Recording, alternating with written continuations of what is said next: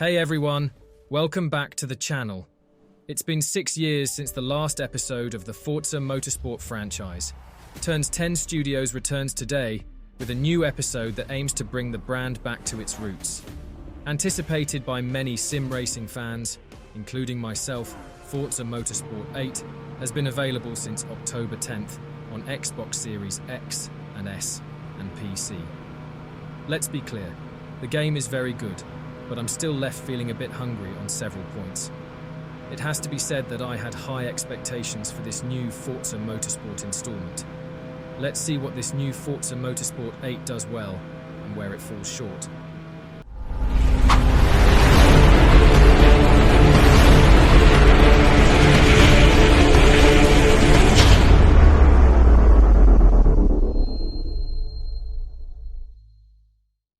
The test was conducted on Xbox Series X, and I experimented with all the different modes, such as Performance, which prioritizes 60 FPS in 4K, Performance with ray tracing, allowing you to play at 60 FPS, but with variable resolution, and finally Visuals mode, maximizing graphics in 4K with ray tracing, but settling for 30 FPS. My favorite is Performance mode with ray tracing.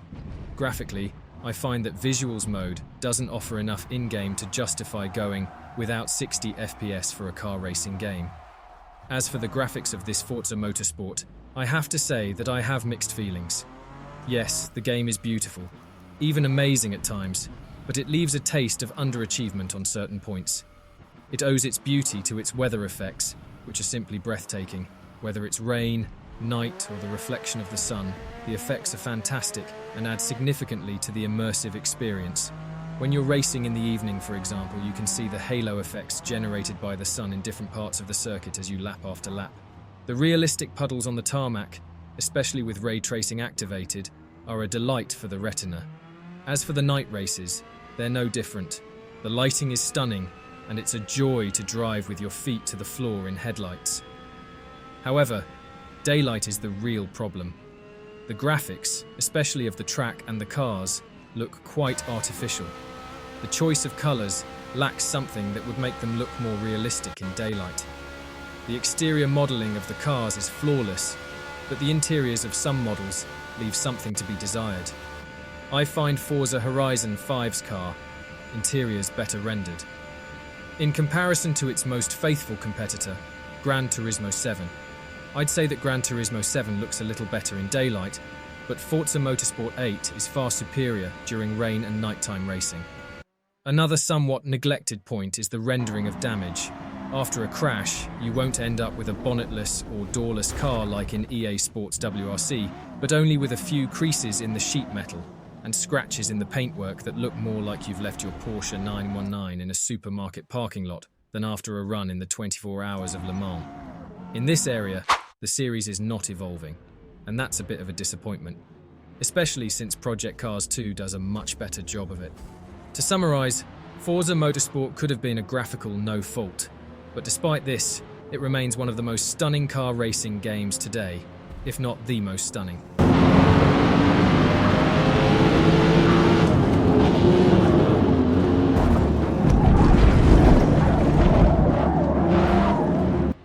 This Forza Motorsport 8 offers a simcade gameplay. It's not a pure simulation like Assetto Corsa Competizione, but rather a hybrid model. It's a fairly permissive simulation, but one that nevertheless aims to be realistic. Fans of the series won't feel out of place. The gameplay is exhilarating. The handling of mass transfers, braking, acceleration, and the sensation of speed are all executed excellently, making the control in your hands a true delight. As soon as you put the wheels down on gravel or grass, the difference in grip is striking. The developers have done a remarkable job there. When you deactivate the assistance functions, like traction control, the big cylinder engines become a veritable drift machine, especially on wet surfaces. Truly a thrill. You'll also need to control acceleration when exiting curves, otherwise you'll have to counter-steer to get the car back upright. As for the assistance systems, everything is customizable. You can, of course, play with manual with clutch, or automatic. Traction and trajectory control are also available. A minor criticism here: vintage vehicles, such as a BMW M3 E30, are equipped with electronic assistance that doesn't exist on the actual vehicle. A decision made by Turn 10 to make the gameplay more beginner-friendly. As usual in the series, the original joystick settings are not good at all, and you'll have to go through the sensitivity adjustment stage, just like in Forza Horizon. Now that we're on the 8th episode of the series, we really wonder why the studio doesn't make an effort on the default setting.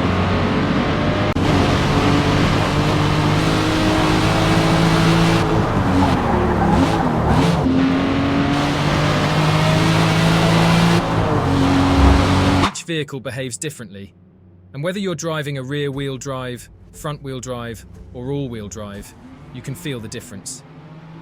A Porsche 911 will be driven with its iconic rear-mounted engine, whereas a BMW M will leave a trail of burning tyre smoke in its wake as it powers through corners. The difference in behaviour doesn't stop there, but is also felt in the vehicle categories. A Le Mans Proto or a 200 horsepower sedan deliver radically different sensations. This distinction in behaviour ironically penalises the gameplay and realism of Forza Motorsport. Let me explain. By offering such a vast array of vehicles and developing different behaviours for each vehicle, the developers had to make sacrifices on the lower class models, and this spoils the fun a little at the start of the game. As you start the career mode, you'll notice that you begin with low-powered vehicles. I can't help but wonder if the developers have ever had the chance to experience these types of vehicles on a racetrack, as they are far from being realistic. I chose the Mustang GT, and by doing so, I immediately felt sad for all Ford lovers. The car doesn't hold the road, doesn't turn, and cornering at over 70 km/h makes the tyres squeal. Sure, a Mustang isn't a Ferrari 458 Speciale, but still. Even when behind the wheel of a Porsche Cayman, the experience can sometimes resemble that of driving a Fiat Multipla. And let's not forget about the original tyres on each vehicle. It's as if the developers intentionally made them squeal on every turn. You'll have to quickly go through the upgrade process on each vehicle to get usable tyres. To get a truly realistic feel, you must wait until you're driving at least an S-Class vehicle. It's a real shame, and pushes us to go straight to unlocking higher class vehicles to really benefit from the potential of Forza Motorsport 8. Unfortunately, to get there, you'll have to climb the career mode ladder, and let me tell you, we've seen better. I'll come back to this point later.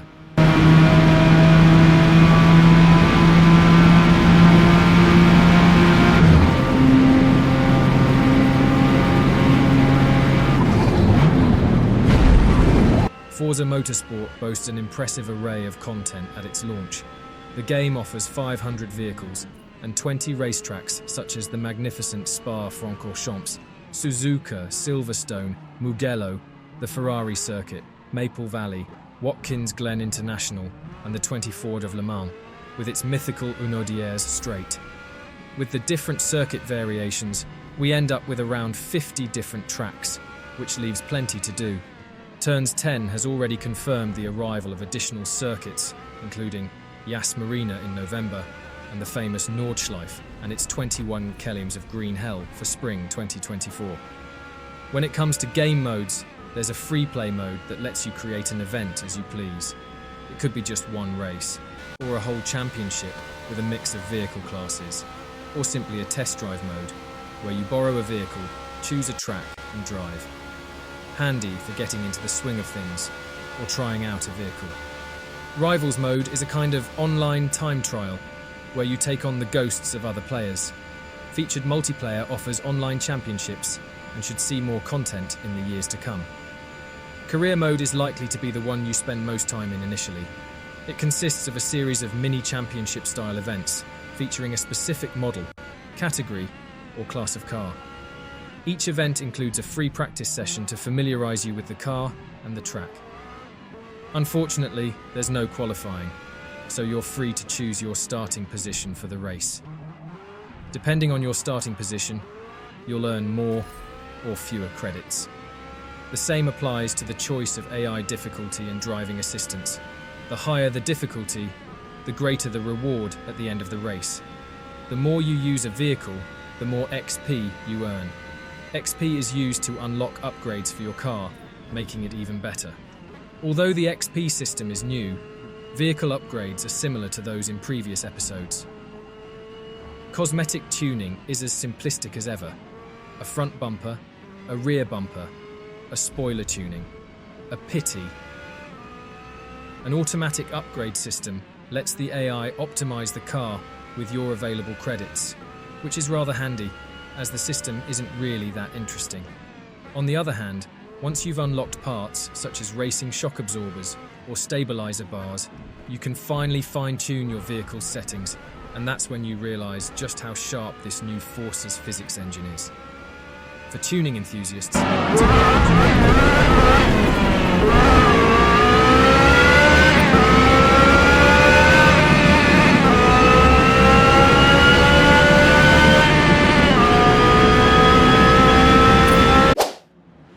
regarding the audio, it once again ranges from very good to not the best.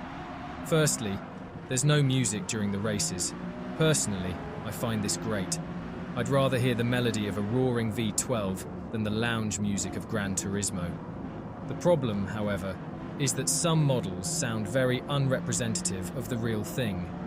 Being an Aston Martin fan, I'm quite disappointed to see that the English brand's models aren't really faithful to the real thing, as are some BMW M models and others. However, some models are really faithful, unfortunately so. The unique sound of the Carrera GT's V10 or the melody of the Ferrari 458 Speciale are exceptionally well rendered and send chills down your spine every time you rev it up. The disparity in engine sounds is a little surprising. As for collision noises, they're really bad. Whether you come into contact with a wall or another vehicle, nothing is realistic. A real...